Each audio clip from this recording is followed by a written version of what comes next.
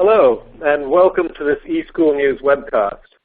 My name is Andrew Barber, Senior Contributing Editor, and I'll be acting as the moderator for today's presentation, which is sponsored by Dell. It's titled, Shifting District Culture to Deepen Student Learning. Before I introduce our speakers, I want to take a few moments to highlight just a couple of things.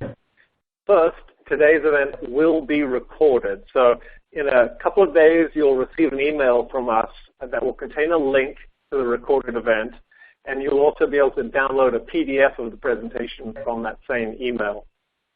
And second, please ask questions. Don't feel as if you have to wait until the end. At any time during the presentation, if you have a question, just type it into the Q&A box on your console and hit the submit button. We're hoping that you'll have maybe 10 or 15 minutes at the end when our speakers can answer your questions. We also have a chat function which can be launched via the brown group chat icon at the bottom of your screen. Use chat to talk among yourselves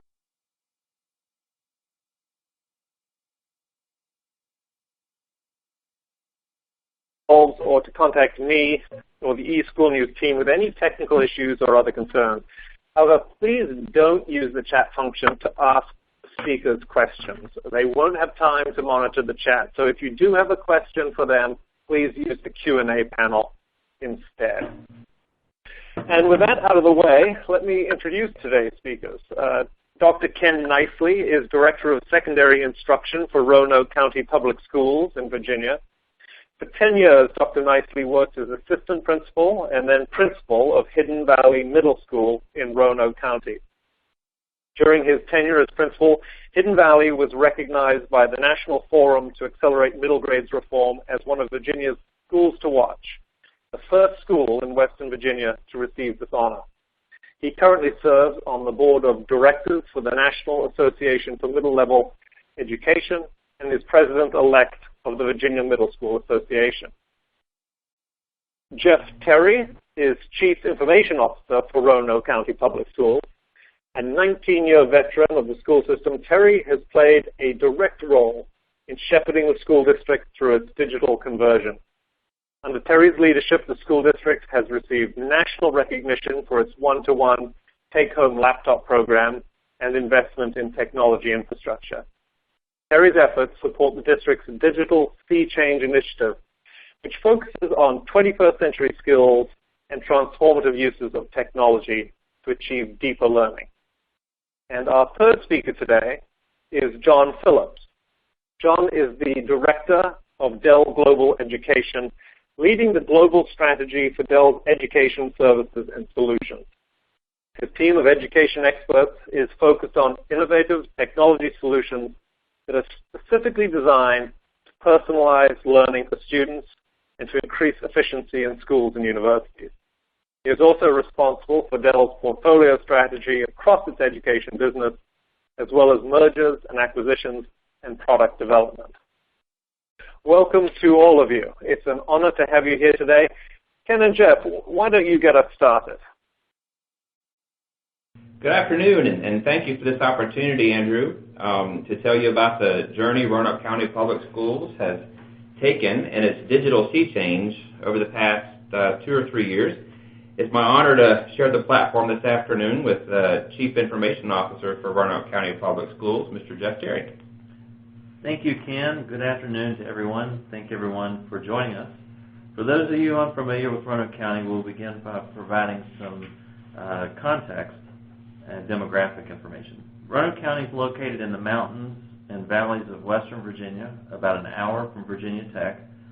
And those of you who are familiar with 70s television shows, we're about an hour and a half to the southwest of Walton's Mountain.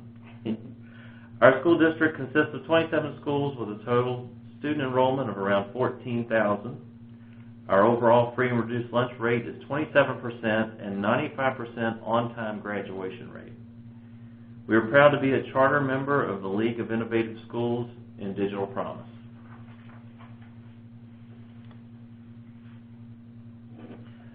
The Roanoke County Schools digital sea change is an outgrowth of the vision articulated by our award-winning superintendent, Lorraine Lang, to empower all students through technology and 21st century skills, critical thinking, creativity, collaboration, and communication.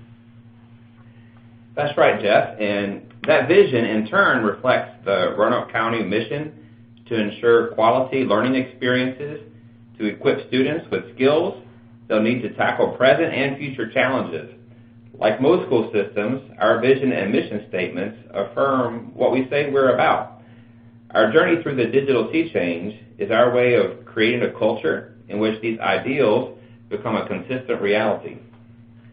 And a little more context. 12 years ago, Roanoke County became one of the first school systems in Virginia to provide a take-home one-to-one laptop program to its high school students. This coming year, the one-to-one program with Dell laptops will expand to 8th grade students. Interactive Promethean boards are available to all teachers in all classrooms K-12. Our Burton Center for Arts and Technology houses specialty centers, including one of the first Governor's STEM academies, where students use various technologies in the fields like motorsports, engineering, and mass communication. With the ready availability of Dell laptops and Promethean boards, decisions about new textbook purchases are made with a clear preference towards more interactive digital resources. To accommodate a steady rise in demands placed on our IT infrastructure, internet bandwidth was increased tenfold last year. Amid this heavy investment in infrastructure and technological hardware, Roanoke County Schools teachers and leaders dug in to simultaneously meet the pressures of student achievement as measured by standardized tests. Roanoke County staff and students have performed well with some of the best test scores in Virginia. Despite these successes, we began hearing from many stakeholders, including parents, teachers, and students, that they wanted learning to go beyond great test scores and abundant access to technology. And we had to ask ourselves, in what ways do most of our classrooms fundamentally look different than the one pictured here? Hair and clothing styles have changed, and we have whiteboards instead of chalkboards, as well as laptops on the desks. But are we consistently creating learning experiences across all classrooms that prepare students for their future rather than our past? Are we leveraging technology in transformative ways for student learning and professional learning? Are students in most classrooms being equipped with the critical thinking, creativity, collaboration, and communication skills called for by our mission and vision? This national MetLife survey data reported by Dufour and Fullen about teacher job satisfaction gives us pause and forces us to consider the factors that possibly contribute to such a steep decline into teacher job satisfaction. Dufour and Fullen suggest that we have to contemplate what kind of places our schools really are if so many people would rather be somewhere else. Here locally, we knew that our intense focus on test scores had taken a toll as well not only on teachers and students but also on our parents. Our own survey data indicated that the majority of parents wanted to see continued achievement but less emphasis on high-staking tests. This is one of my favorite pictures right here, and it reflects another national trend data point that's certainly worth considering. This comes from Lee Jenkins. He reports that while 95% of kindergartners like school, that percentage of kids who like school drops to 37% by the time they reach the 9th grade. In focus group and think tank conversations that we've had in Roanoke County, this decrease in students' school engagement over time seems to ring true. And one of my favorite metaphors for enthusiasm and passion for learning is the young boy pictured here in the slide. If you do a YouTube search on boy playing ukulele, you'll see a kid enjoying himself completely as he sings and plays with all his heart. This represents what our students look like when they come to us in kindergarten ready to learn. Our challenge is to make sure that we embrace and nurture our students' natural creativity and curiosity so that they don't lose their love for learning as they continue on in our schools through the K-12 pipeline. So, given our vision, mission and context of technology investment and testing success, how do we address the rising concerns about what learning should look like? How can we maintain our success while leveraging our resources to re-engage our students and teachers in deeper learning? The work of Edie Holcomb has been helpful. In fact, the graphic seen here illustrates the process of staying grounded in our vision and mission, addressing new concerns suggested by data, establishing priorities, identifying relevant research and best practice, laying a strategy, and continuing evaluating a plan. Our affiliation with the Ed Leader 21 group has similarly helped us think about the steps to take. The 7 steps suggested by Ed Leader 21 start with creating a vision, collaborating to build consensus, aligning our system, building professional capacity, and embedded 21st century skills into the curriculum and assessment. To identify priorities and build consensus, we surveyed parents, students, and teachers about technology use and instructional practices. High school students were not shy to tell us that they appreciated having their laptops, but also recognized that it was how teachers used the technology that made the difference and how much they enjoyed learning in each class. A takeaway for us was that we needed to invest in teachers' professional development on how to use technology in more transformative ways, and that there are no shortcuts when it comes to teachers designing powerful, planned lessons that engage students regardless of their tools. And another way we build consensus was through a series of focus group sessions with a variety of stakeholders. These included parents, students, teachers, principals, and technology resource teachers, among others. And a common discussion prompt we used was, what do we want our students to know and be able to do to be prepared for their future? The extent to which people from these different groups over and over again came up with the same ideas or similar ideas was truly amazing. And here are some of those common responses that arose out of those discussion groups. Some of my favorites would be, we want students to be curious, to learn at their own pace, to be confident, and to have students applying knowledge to their lives. I like those too, Jeff. And people also told us that they value having modern technology, they want relevant learning, engaging activities, and they also wanted students to develop their thinking, reasoning, and communication skills, among other things. Working well with others and taking responsibilities are important too. So, as we continued to have these focus groups and think tanks with stakeholders and school leaders, some common themes began to arise. When we talk about innovative teaching and learning practices, what do we mean? Well, we know that the learning needs to be contagiously exciting for both teachers and students.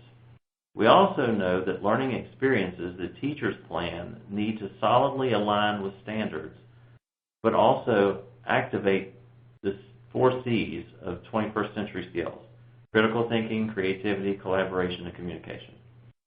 We also know that our investment in technology and one-to-one laptop program has been the right move, and we need to better leverage that investment by using technology in transformative ways like connecting students to the world beyond their classroom. And we know that learning needs need to be steeped in real-life problem solving. We realize that the challenge before us would require a significant shift in our district and school culture, and would be nothing short of a sea change or transformation in our mindset and priorities. Since any sort of cultural change inherently leads to external and internal conflict as people wrestle with fears of failure, the risk of declining test scores, and challenges to the way we do things around here, the work of building consensus slowly but methodically has been a key factor in our success to date. And don't forget that with 27 schools in our district, the need to align our system was really important as well. That's right, Jeff, and that's where the Digital Sea Change Strategic Framework was born. And Andrew and Kay, we need a little help with our slides because we're a little behind, so we're going to have to pause for a second to catch up. That's all right. Is there anything we can do on our end to help? Well, I'm not sure. I see it on my end, but not on the audience screen. Okay, let's just pause for 1 second. I am seeing the digital sea change slide. Yeah, we got it. Okay. So I'm going to back up one slide because one of the key elements is to understand this idea of sea change. It's kind of a play on words. And so we have some news articles that we have there which illustrate the idea of sea change, SEA change, which of course means transformation. And one thing we loved about the model was the fact that it does reflect this idea of transformation. So we'll go on from there. But the idea of more closely aligning our system toward the new priorities was very important. So basically what we did at that point was to form a team to revise our district's comprehensive plan and develop a new strategic planning process for the district and schools. The ideas developed by the team were honed to create the Digital Sea Change Strategic Framework, which is represented here by our graphic, and centered on deeper learning. We include the word digital to reflect the centrality of technology in 21st century learning, and we call it a sea change with the letter C to reflect the C's of 21st century skills. Critical thinking and problem-solving skills.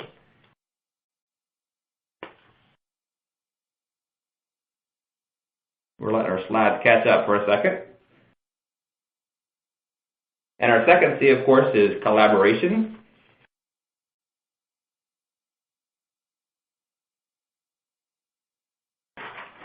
The next C is communication.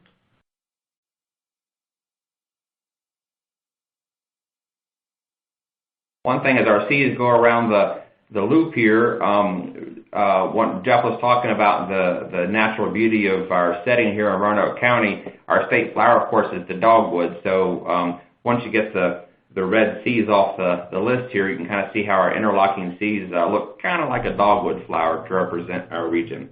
But the last C there, of course, is creativity.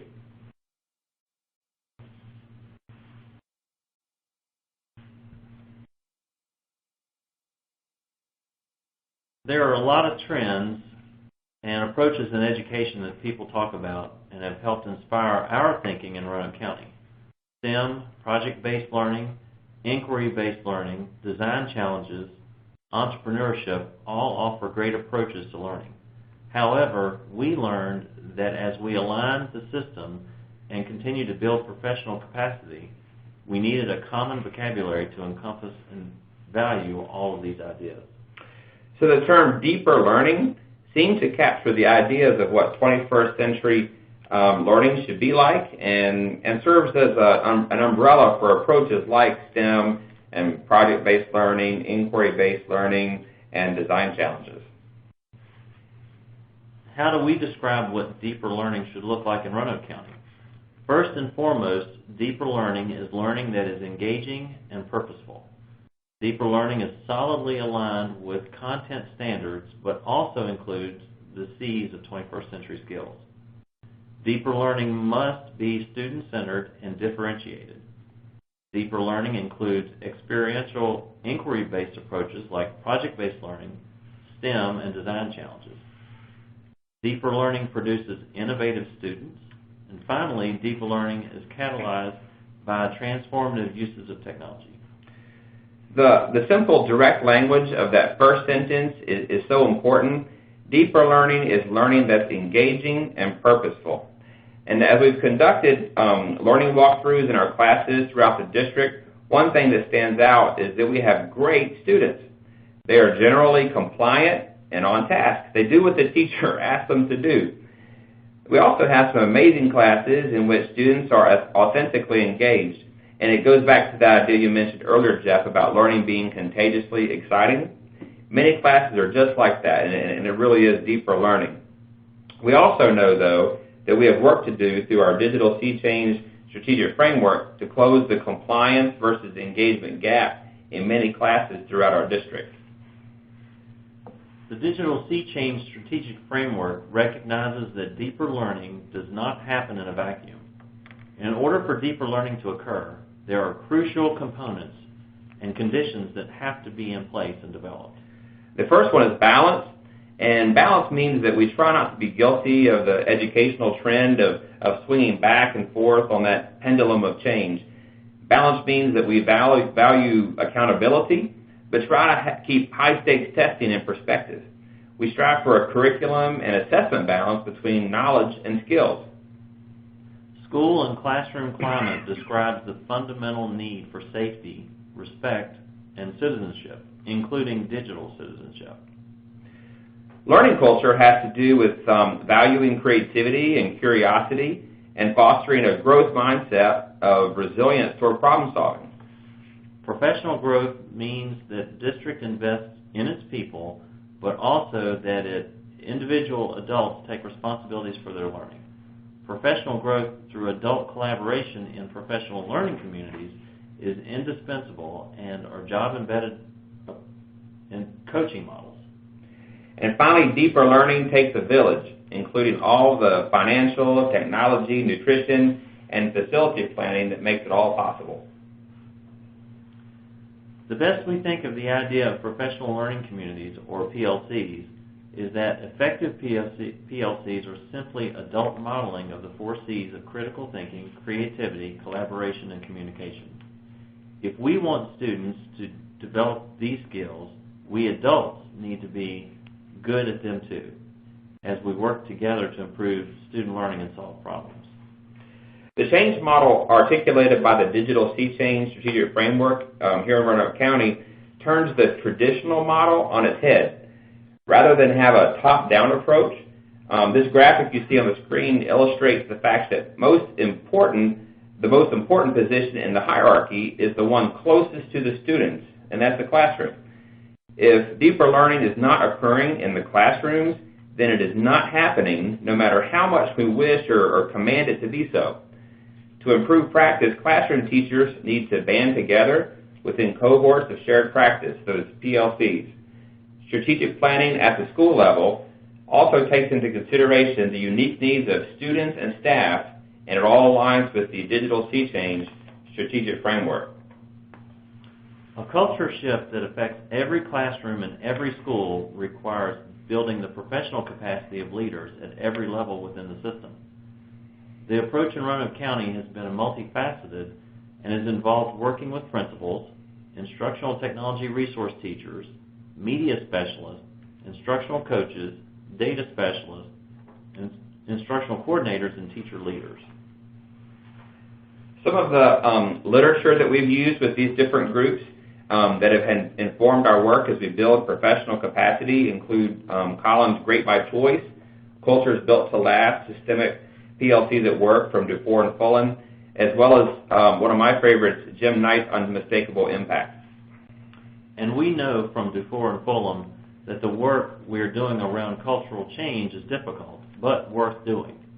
Recognizing that cultural change is difficult is important for long-term thinking and growth, especially when there's a lot of resistance and fear. Speaking of Dufour and Fulham, one of those key ideas from them that really undergirds the Digital Sea Change Strategic Framework is this idea of a loose-tight paradigm. The loose-tight paradigm requires that district leadership find that proper balance between setting overarching expectations through the framework, but also while allowing the 27 schools within the system the flexibility to respond to the individual needs of each school. And we understand in Roanoke County schools that a genuine, meaningful, sustainable shift in culture can be catalyzed and nurtured at the district level, and should be, by the way, but has to take root at the school and classroom level. We think about Daniel Pink's ideas about intrinsic motivation and know that teachers and principals eventually have to get to a point of embracing their own dreams of the kind of learning experiences they want for their own students and children, and then act together to make it happen. Deeper learning includes self-directed learning for adults.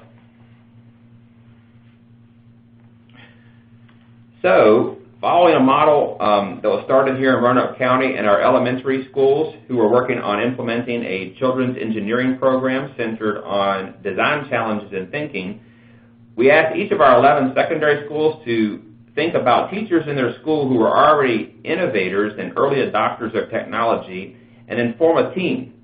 We also asked that the principal or an assistant principal be part of the team. And the goal of these sea change teams, as we call them, was to continue building consensus and professional capacity at the school level, to establish and nurture the idea of teams working under the precepts of professional learning communities focused on a common goal. We reached out to our partners at Dell since we knew that there would be value within the loose-type paradigm and having some outside consultants work with teachers rather than just the district leadership. And we began working with Amos Bodchuk from the Dell Professional Learning team to first start building a foundation of understanding and enthusiasm for working together at the grassroots level toward the cultural shift articulated by our digital sea change strategic framework. And Jeff, you were there when we first started working with the Dell Professional Learning team 2 years ago, but this graphic representation on the screen that Amos shared with the teachers to communicate about the process, it was very powerful and really captured the essence of what this kind of work looks like. So, the oval we see on the screen represents a typical classroom or school, and the orange bubbles inside might represent some of the many things that a principal or teacher is already trying to do as part of their many responsibilities. That could be at the school level or the classroom level. So what typically happens is that a new initiative or change comes down from the top, maybe from the school district, and the yellow arrows on the graphic represent what often happens. The arrows going off to the sides represent the fact that a lot of the communication, understanding, and implementation of whatever that new initiative is just rolls right off the sides and never really gets done, at least not in a long-term sustainable way. The yellow arrows going into the oval indicate how some of the new initiative does find its way in among all the other things that we are doing, but over time they may get crowded out, or as often the case, is implemented in the school or classroom, but not in a systematic way that affects the learning experience of all students. And that's how we often wind up with pockets of excellence in our schools and maybe anecdotal evidence of best practice rather than consistent and guaranteed outcomes. So a cultural shift requires a different approach. And the yellow bubbles in this graphic represent the various teachers in the school. With our sea change teams made up of these high-flying teachers embodying the proverb of iron sharpens iron, and gelling together as PLCs, the new initiative becomes something that they embrace and help create within that loose, tight paradigm. The team members support each other, visit each other's classrooms, have honest conversations around shared practice, and are not afraid of failure as long as they're all working together toward that common goal of improved student learning. One thing to keep in mind with these sea change teams is that these are not exclusive clubs. Each team member is encouraged over time to bring new members into the fold, other teachers, as those teachers are ready and willing. And over time, new sea change teams are formed to spread and sustain the work that's going on. So the work began by bringing all of the sea change teams from the various schools together. And one of the first projects that the teams worked on together was the creation of sea change matrices modeled after some of the work from Ed Leader 21, and this allowed us to have some tools in place to help individual school teams evaluate their own lessons to determine the extent to which those 4 C's were integrated into the lessons and cause students to develop the desired 21st century skills that we were looking for. At the school level, each sea change team has continued to work at its own pace and in response to the particular interests and needs of the team members at those particular schools. For example, a wonderful news article just came out today in our local newspaper about a collaborative project between the Sea Change team at our Glenver High School and one of its elementary schools. As Amos from the Dell team has continued to work closely with some of our teams at the school level, some early successes have also occurred at Hidden Valley High School with its Titan 21 team.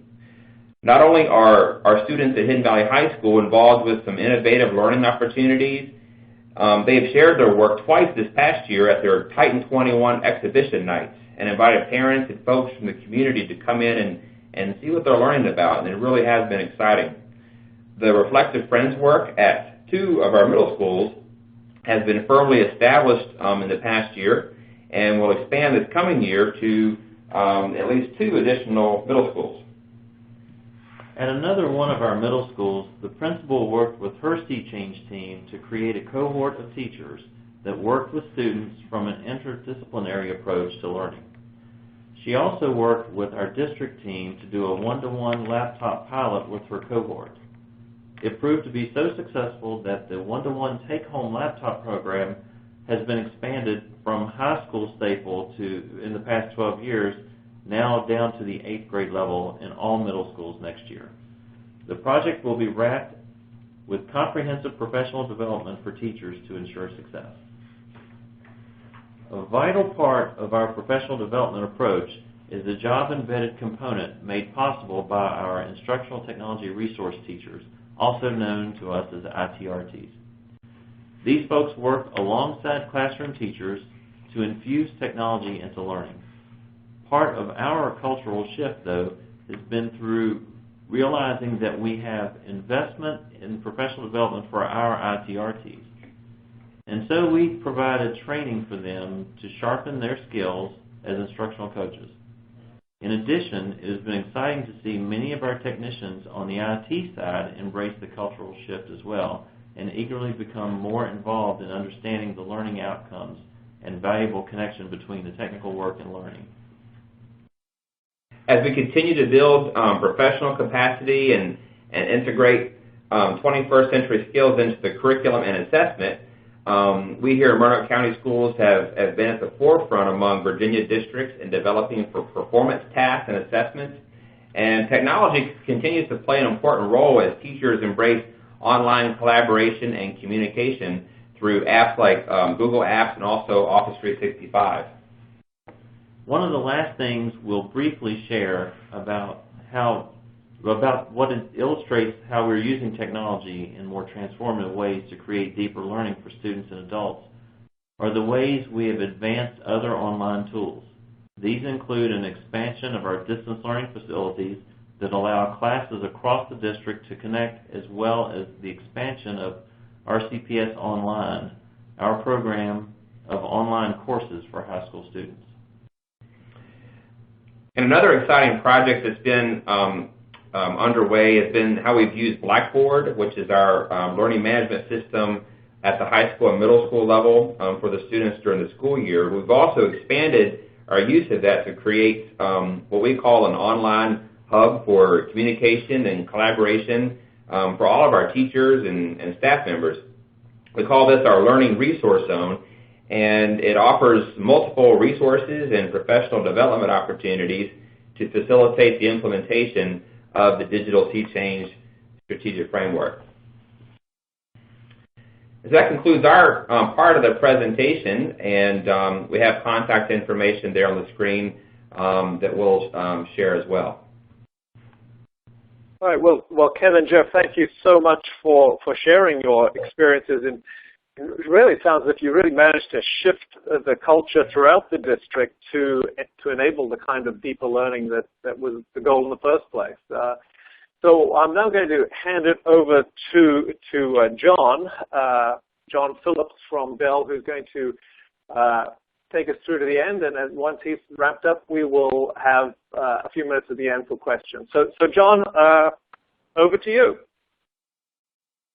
Thank you, Andrew, and a big thanks to Ken and Jeff for sharing the Roanoke story and what they're doing to create a deeper learning environment. Some of you may be wondering, well, a lot of what we've talked about today has just a little bit to do with technology and a lot to do with process change and professional development and mindset change. And what is Dell's role in that? And so I'm here to kind of just spend a couple of minutes with everyone to talk through what Dell believes to be the key ingredients to success in any technology initiative, and most importantly, and certainly in technology initiatives where we're requiring students to lead their learning, and we're making substantive changes in the environment. Perhaps we're looking at doing a student one-to-one take-home model, or we're just introducing technology into the learning and digital curriculum. Those elements, by and large of themselves, are fairly easier components to manage in terms of selecting devices and picking out the proper solutions to use. It's much harder to actually integrate that technology and make it accretive to the learning environment. And so we've been spending a lot of time really focusing on how to help school districts implement effective change. And over the balance of the last decade, and more importantly in the last 2 or 3 years, we have really built a practice around professional learning and how to help districts implement that technology. And a lot of districts we're working with are asking questions on how do I create a more collaborative learning environment using technology? How do I help drive more engagement?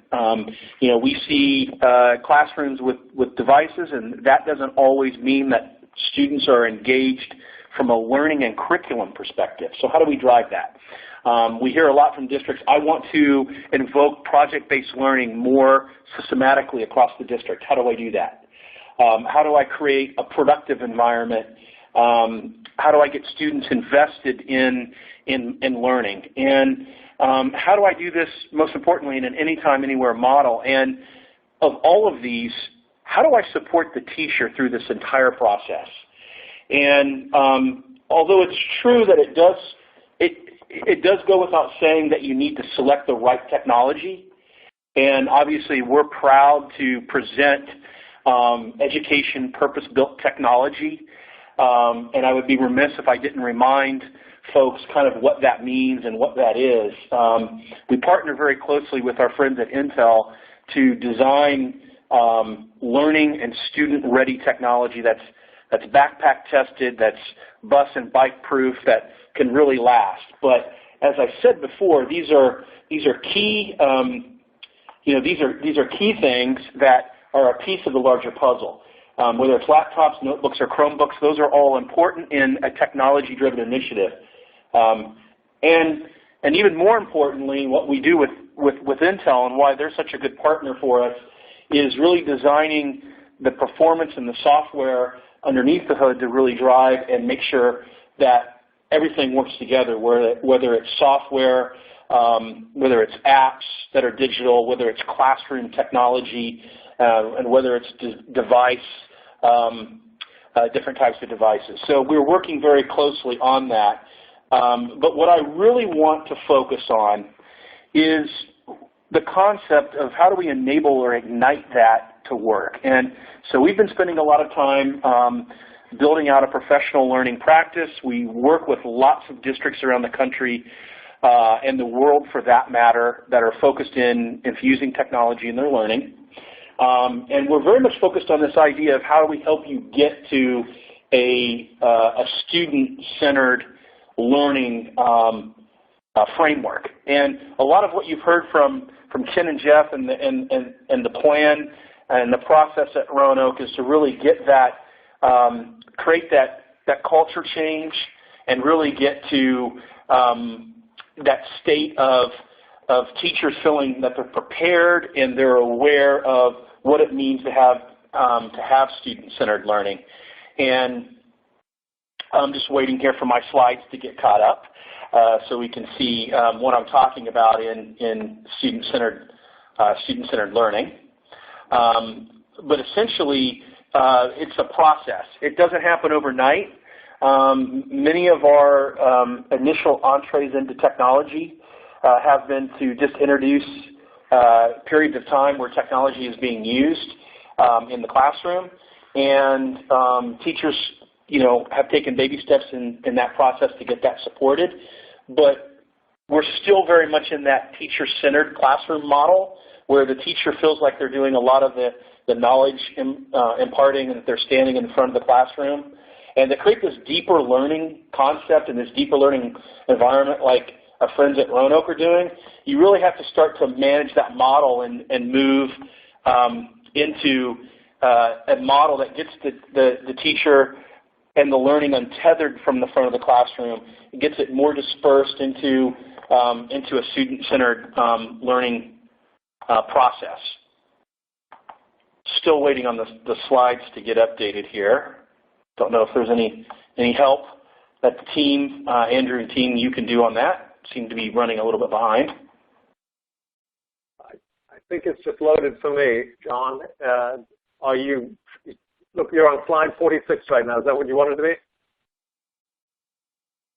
Yeah, okay. It could be on my end that my view is not updating. Not a problem. So that's good that we're on slide 46. This really gets into the heart of what does Dell offer to help this process change, and that is around our professional learning services. I just want to take a moment to explain the complexities here and our approach. We very much value a distinct difference between changing practice and behavior in the learning process and the importance of driving student learning outcomes. And we understand that professional development is not created equal to do that, and that there are many that are out there talking about technical training as professional development and classroom and webinar usage for showing teachers what technology infusion looks like. And then there's the idea of really how can I grow as a professional, as a teacher, and really make an impact. And what you're seeing here in this slide is really the modes or the modality that we like to focus on. There's an important element in each of these that come together. There's the learning experiences where we'll engage our teachers in large plenary sessions and have conferences or speaking engagements. We'll bring in qualified speakers, and we'll pull them out of the classroom, and we'll have them sit in an instructor-led environment. And those as PD elements have limited effectiveness. They can play a role in certain areas, and we understand that. We also understand the model of the importance of training. Training teachers how to use technology is an important ingredient, and that's done in a smaller setting, and that very well may result in a change in practice. Teachers are more comfortable with technology. They understand how to use it, whether it's digital apps to engage students or create collaboration or create experiential learning. That's helpful. But really where the difference is made and what you're seeing and hearing and what our friends at Roanoke are doing and others around the country is really this idea of that change in practice resulting in outcomes and student learning increasing. And that's really done through a variety of coaching, reflection, and monitoring, and different activities where we do not necessarily have to take teachers out of their classroom, but we can actually work with them in their classroom, help them teach, co-teach, co-lead a class or a module, and really help them reflect on kind of where it is they individually and uniquely want to grow. And so it's a very complex process that we focus on when we talk about our professional learning. And most importantly, that needs to be reflected as a school or a district initiative, not a Dell initiative or any other vendor's initiative for that matter. And so we really customize that engagement process to understand where the school is with the technology plan, where the school is with their current structure around how they want to drive their vision for instruction. And from there we build the model that will reflect learning experiences and training initiatives and professional growth opportunities. And that's real important because it's going to look different for every district and how they do that. We want to understand the strategic priorities first and foremost that the district has, whether it's enhancing leadership capability, whether it's supporting collaboration between instructional staff and coaches and curriculum specialists, whether it's helping with alignment between teaching and learning to state or national standards, or models that districts want to use, such as the SAMR model, to reflect on progress improvement on teacher preparation and student learning behavior, whether it's creating a framework to measure the effectiveness of the technology implementation through professional development. So we want to help design that. And there's a lot of these services that we do to help do that makes this really important. And so the one thing that I want to press upon the listening audience here is that if we want a successful technology implementation or student computing or a one-to-one, we must first and foremost think about how we do the professional learning. And think of that plan from day one and make sure that we consider that to be one of the critical elements in the success of the use of technology. Technology for the sake of technology will not win the day in the end for us. We need to make sure that we're working together to create an implementation to support the teachers so that teachers know what it is that they need to do to be successful. They feel supported. They feel like there's a framework that they can progress through to become, an evolving teacher, an emerging teacher with the use of technology as a digital leader to a more seasoned veteran teacher that's very comfortable with bringing the 21st century skills in via the curriculum into a technology-infused classroom. And so to make that work, you really need to take a process where you think through all of the various steps. And we've been providing those consulting services for some time. We're working with several districts on that front. We consider this probably the most important element of the entire equation, quite frankly. We need to get the devices right.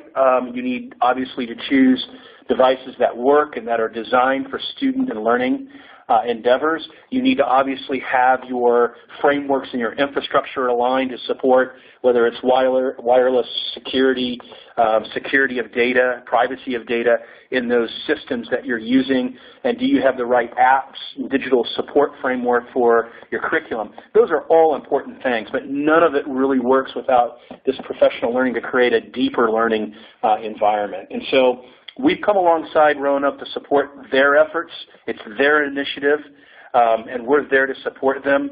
And we do that with several other districts. So what I'd like to do, Andrew, is turn it back over to you and allow for the facilitation of any impending Q&A period that we have with the remaining time. That's terrific. Well, thank you so much, John, for explaining how Dell engages with districts like Roanoke to help with everything from professional learning to consulting with devices and transforming by the time things the entire learning process. We have about 12 minutes left for questions. So why don't we? We've got quite a few to get through, so let's dive right into them. And I'm going to turn right back to Ken and Jeff. And as you might not be surprised, the first question does have to do with budgets. How did you overcome the budget issues in your district to fund this? Can you talk a little bit about where the money came from and how you approached it? Early on with our laptop program, so let's put this 12, 13 years ago, there was a district close to us that had moved to a one-to-one program, and several of our school board members visited that district and kind of liked what they were seeing for us to get involved in a one-to-one program. But the first thing they had to do was come up with the funding for it, obviously. We had at that time and we still currently have, Virginia has an SOL state grant that has, as long as the devices are used for SOL testing, our standards testing, that we could use some of that funding towards the laptops. And back then, that's how we got things started. We used that grant money to get our initial funding source in place. But then we had to work locally with our budgets and find where we could take some monies that were used for other things and move it towards the one-to-one program. So it took several years to get some of those pieces in place. But one of the things that we've tried to do to help them along the way is work with a rotation schedule that's consistent, so they know that every year they're going to have to provide a certain amount of money for the one-to-one program. As far as the one-to-one program too, Jeff, in the past 3 or 4 years, we went from a model, whereas before we were fully funded with that, and then with the economic downturn, we had to kind of back up and reconsider. In the last few years, we've gone to a leasing model for the one-to-one program over the past few years. And usually with budget questions like this, we immediately think about the devices. The question might be also, how do we fund all the professional development that we're doing around the digital sea change? And that's really multifaceted. We are fortunate, our school board here locally has always supported local funds to support staff development, professional development, and so that's part of our source. And then we also use our Title IIA federal grant funds that are earmarked for professional development as well to fund these partnerships. And quite frankly, the support of our school board is a piece of it, but also we early on got our budget and finance department as well with an idea that this was part of the right shift going into the one-to-one program. So they got on board, the school board supported it, the superintendent supported it. It took a while to make sure everybody was moving in the same direction. Okay. All right, well, thank you. Well, John, I'd also like to hear from you on this one. You obviously deal with a lot of school districts. Is the story that Ken and Jeff have just talked about, how they handle the budget side of it, is that a familiar one, or do you have some other insights as to how other districts that you've worked with have tackled this particular issue? Yeah, that's a great question, Andrew, and it definitely is not a one-size-fits-all solution. There are different ways we've seen districts of all sizes and shapes deal with the issue of the fiscal policy issues associated with sustaining a project. Many districts can sometimes get some lift off and get things started. The biggest issue is creating a plan or an expectation from day one that's twofold. Firstly, that, hey, we start this and we're in it to win it. We're really in it to make a change, and we need to get the community and stakeholders in the community engaged in this as a marathon, not a sprint. So we don't want to introduce technology and then have to take it back the following year.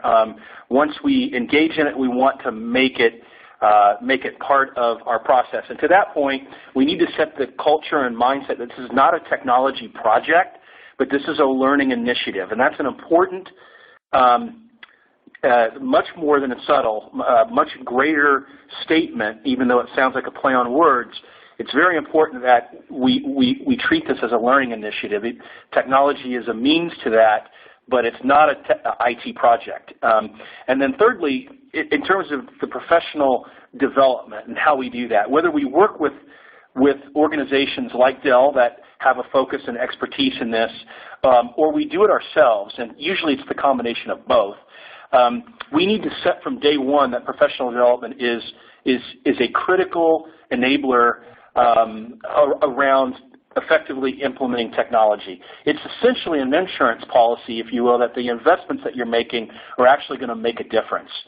It's also the bridge that you can unite the curriculum and instructional folks with the IT folks in a school district and an organization. And it's an easy way to create that ignition point to really make a change.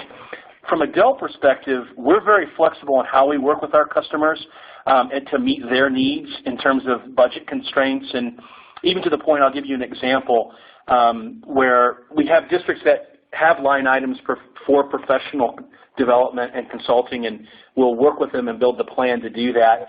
We also try to break that cost up and make it as incremental and small as possible for the district to afford. For instance, if the district's rolling out a one-to-one and they're purchasing student and teacher devices, We can attach small dollar increments to those devices to spread out the cost of multi-year professional development, which is a very creative way to help districts afford building amassing a set of days of professional development consulting that we then can work with them in a myriad of different ways. So there's a lot of flexibility in doing it that way too. That's probably my input to your question. Okay. All right. I want to come back to Ken and Jeff briefly. You talked about, it sounded as if you had great support from the superintendent level and from the board. There's a question from a first-year teacher who's looking at how do you take this approach and bubble it up from below, and she's asking, what is the best approach to take to introduce this to my principal or other seasoned teachers without making it look as if I know more than they do? It goes on to say that she'd love to implement this in the learning, but doesn't want to go against others. How do you approach this if it's not coming all the way from the top? How do you take this from below? Yeah, I go back to that whole loose-tight paradigm, and first of all, as a first-year teacher, I want a clear understanding of what those sort of tight issues are coming from above. What are those umbrella expectations? What are those non-negotiables in terms of what kind of learning outcomes the principal or other leadership, might be looking for. And then let's assume that the principal's directive is, we're looking for student achievement. We want students learning. We probably want some good outcomes on standardized tests and things of that sort. But we also want students to be engaged. I think those are universal ideas that most folks can rally around. And then, if we go back to that simple definition, at least the one we use of deeper learning, and that is learning that's engaging and purposeful. And if I center on that to think, okay, I'm going to, as a teacher, make sure that I'm doing what I need to do in my classroom first and foremost. I kind of go back to this idea of self-directed learning. So I'm going to learn all I can about what I need to do. I'm going to, are there some colleagues, other teachers of like mindset that I can make sure that I'm hanging around and having conversations with, kind of, if nothing else, form those informal PLCs, and then, actually design those lessons and make sure that the learning outcomes I'm creating for my students are those engaging and purposeful lessons. At the end of the day, once again, not knowing what other kind of directives might have been coming from the principal, that usually gets people's attention. As a former principal myself, if I've got a teacher who's getting it done in the classrooms that I know that students say, boy, I can't wait to get to Miss math class today because of she just makes learning fun. I know why I'm learning this. Boy, that's hard to argue with. And so I think it starts with taking personal responsibility for what's happening in my classroom and those things that I can control. I'll give a real quick example and then turn it back to you. But we had a teacher in one of our middle schools this past year, and she teaches a class with students predominantly on the autism spectrum. So they do alternative assessments. It's in a pull-out environment. And she was sort of challenged with the idea of, okay, students at this sort of intellectual level, how can we bring these ideas such as maker spaces or design challenges to them? And, without any sort of other further training, she just started in and did her own homework in terms of what that might look like, and then just went to work and exercised her own creativity and professional judgment and research, and this, what her students are able to do surprises even her, I think she would probably say, in terms of really bringing out the best of students no matter what their capabilities might otherwise be. Well, thank you very much. Unfortunately, we have run out of time. We do have some questions that we did not get to. And as a result, if we didn't answer your question, please, up on the screen right now on your slides, you can see the email addresses of all three of our speakers from today. Feel free to contact them all directly if you have questions that you asked or even didn't ask today and would like to follow up on. As we wrap up, I want to thank Dr. Ken Nicely and Jeff Terry and John Phillips for their presentation. Extremely informative look at how to transform a culture along with the technology. And speaking of technology, I'd really like to thank Dell for its support today. And as a final reminder, we will send out an email to everyone who attended the webinar today when the recording is ready, and you can also download the slides at that point. So that wraps up for today. Thank you to all our audience members for taking the time to attend. And this concludes today's webcast. Goodbye.